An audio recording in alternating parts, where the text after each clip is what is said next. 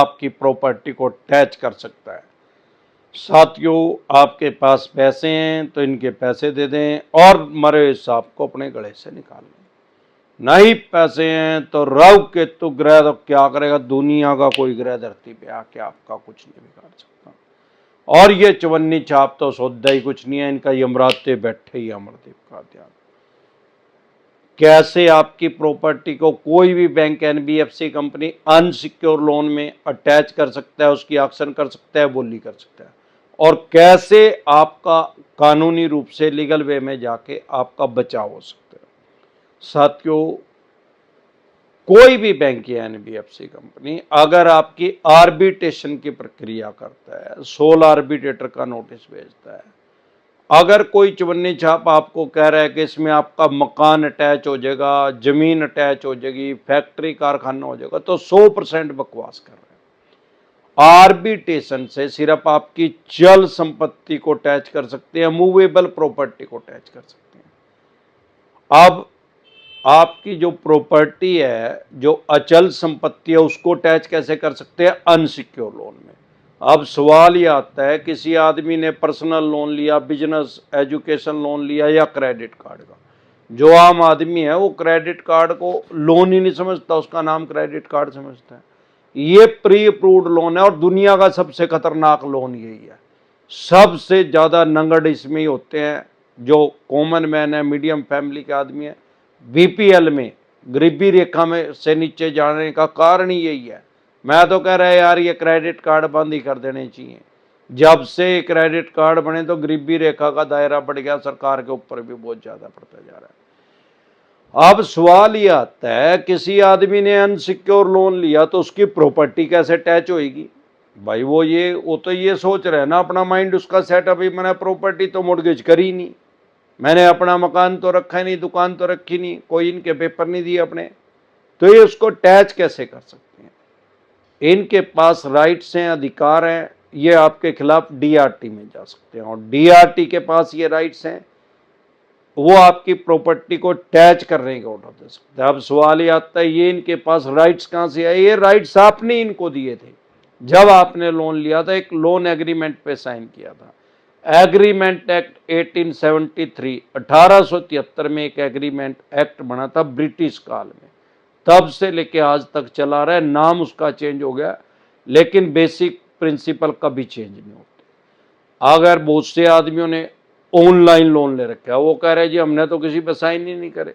अरे अप्रूवल तो दी थी यार, एग्री तो किया था, इट मीन्स वो साइन माने जाएंगे। वो एग्रीमेंट एक्ट पे साइन हुए बिना कोई किसी तरह का लोन नहीं मिलता, ना कोई क्रेडिट कार्ड मिलता, ना आज तक मिला और ना कभी मिलेगा जब तक दुनिया रहेगी। अब ये अगर आपका डीआरटी में जा कब सकते हैं? आपका लोन अगर 20 लाख या 20 लाख से ज्यादा है तो आपके खिलाफ डीआरटी में जा सकते हैं। 20 लाख से 1 रुपया भी कम है तो आपके खिलाफ डीआरटी में नहीं जा सकते। डीआरटी के पास ही राइट्स हैं आपकी प्रॉपर्टी को अटैच करने के, ऑर्डर देने के। अब कुछ आदमी फियर क्रिएट हो जाता है, वो पूरी बात को समझते हैं। अरे भाई, अमरदीप का ध्यान के पास आके तो 5वीं क्लास के बच्चे को भी बैठा देंगे हमारी क्लास में, जब मैं लाइव आता हूं उसको भी समझ में आ जाएगा। हमने जो भी लोन से रिलेटेड लॉ है, कानून है, उसको हमने सामान्य बोलचाल की भाषा में बता और समझा देते हैं। अगर आपका 85 लाख रुपए का भी लोन है, 85 लाख का भी है, फिर भी कुछ सिनेरियो में आपके खिलाफ वो डीआरटी में नहीं जा सकते। कैसे भाई? अगर 20 लाख से 1 रुपया भी कम है तो आपके खिलाफ डीआरटी में नहीं जा सकते। अब किसी आदमी ने ले रखे 85 लाख रुपए के लोन है और ले रखे वो 6-7 जगह से हैं, अलग अलग बैंक, एनबीएफसी कंपनी से, वो सारे 20 लाख से कम है, क्योंकि 85 लाख से अगर 7 आदमियों से लेंगे तो फिर 14-14, 10-10, 12-12 लाख रुपए लिए एवरेज निकालें तो वो आपके खिलाफ डीआरटी में जा ही नहीं सकते, क्योंकि वो सारे उनको आपस में क्लब नहीं कर सकते। ये नहीं कह सकते कि भाई इसका तो 85 लाख रुपए का लोन है, 20 लाख से ज्यादा हो गया तो हम इसके खिलाफ डीआरटी में जाएंगे। सब एक दूसरे के कंपटीटर हैं, वो आपस में उसको जोड़ नहीं सकते। एक बैंक या एनबीएफसी कंपनी का 20 लाख या 20 लाख से ज्यादा है तो आपके खिलाफ डीआरटी में जा सकता है, आपकी प्रॉपर्टी को अटैच करने के ऑर्डर लेके आ सकता है, उसकी ऑक्शन करवा सकता है, उसकी बोली करवा सकता है। अब सवाल ही आता है कि किसी आदमी ने 3 लोन ले रखे हैं एक ही बैंक या एनबीएफसी कंपनी से, सिर्फ एक से, कोई 5 लाख का है, कोई 12 लाख का है, कोई 4 लाख का है, वो हो गए 20 लाख से ज्यादा, तो आपस में उसको क्लब कर सकते हैं, क्लब कर देंगे, 100% करेंगे और आपके खिलाफ डीआरटी में जा सकते हैं। इसका कहने का भाव ये है कि अलग अलग बैंक एनबीएफसी कंपनी से अगर आपने लोन लिया तो वो डीआरटी में नहीं जा सकते जब तक 20 लाख का नहीं होएगा। लेकिन एक ही बैंक एनबीएफसी कंपनी से लोन लिए हैं, 3-4 लोन लिए हैं वो 20 लाख से कम, तो उनको सारों को आपस में जोड़ के और उनका ब्याज प्लेंटी जुर्माना लगा के अगर 20 लाख या 20 लाख से ज्यादा हो गए तो आपके खिलाफ डीआरटी में जा सकते हैं। अब भगवान ना करे वो डीआरटी में चले गए और आप वहां गए ही नहीं, या आप चले गए किसी कारण से आप केस हार गए, तो डरे घबराए नहीं, आप डीआरएटी में जा सकते हैं। डीआरटी तो है लगभग सारे देश में, हर स्टेट में है। डीआरएटी सिर्फ एक है, वो दिल्ली में है। डीआरटी के जो भी डिसीजन आएगा आपके खिलाफ आ गया तो आप उसको डीआरएटी में चैलेंज कर सकते हैं। भगवान ना करे वहां से भी हार गए तो हाई कोर्ट में चैलेंज कर सकते हैं, वहां से भी हार गए तो माननीय सुप्रीम कोर्ट में चैलेंज कर सकते हैं।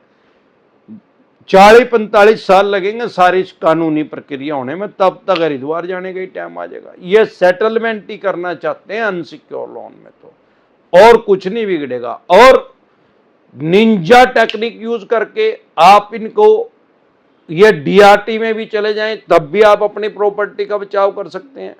तुरंत प्रभाव से अपने एडवोकेट से एक्सपर्ट एडवाइस लेके निंजा टेक्निक यूज करके अपनी प्रॉपर्टी का बचाव करें। हर काम के अंदर लूप होल होते हैं, उनको यूज करके बल्लू तुम्हारी जेल से फरार। अरे सिक्योर लोन चा 85 करोड़ को यार वो भी बच सकता है, लेकिन